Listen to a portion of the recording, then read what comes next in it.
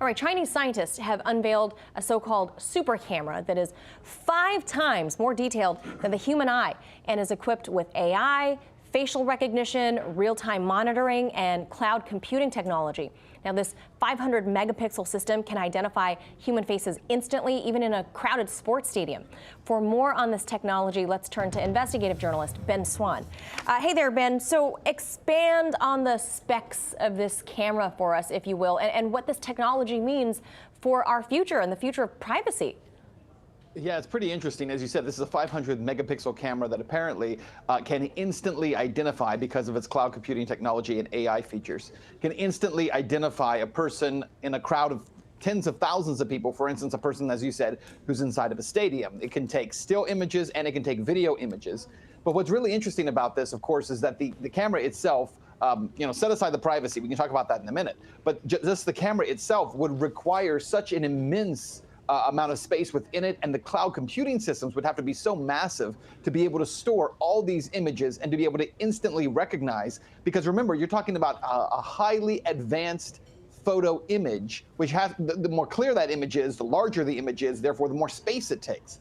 So it would have to be a massive cloud computing system to be able to store all these images in such detail that this camera would work. But it is not inconceivable by any means, because the Chinese obviously have massive databases holding images of their citizens. Yeah, I mean, 5 times more detailed than the human eye, Ben. I mean, that's just mind-blowing. So how concerned should we be that this camera it's not just a camera, but like you said, it's equipped with AI, it has real-time cloud computing technology. I mean, what does that do for or to us?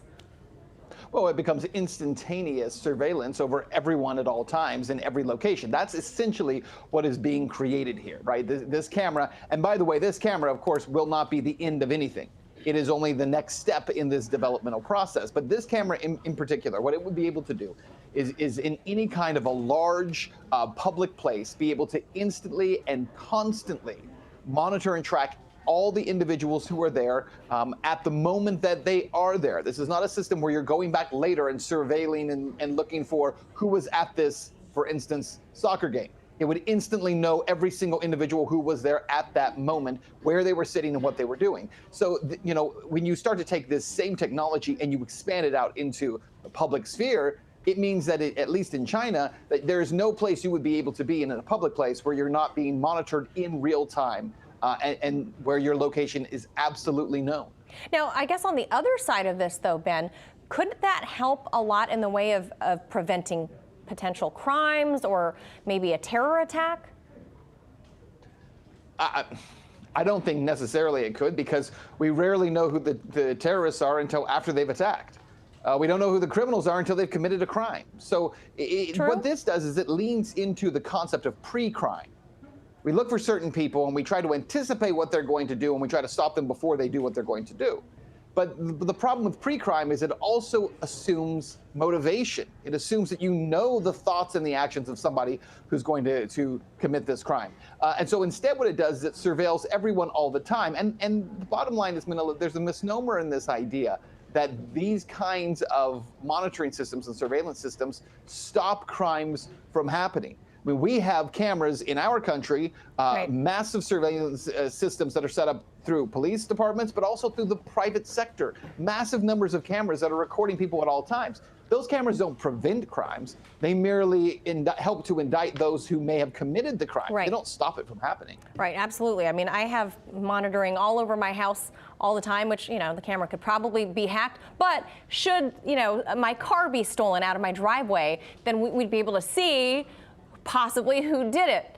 But Ben, what about in the event of hacking this cloud memory that it's tied to?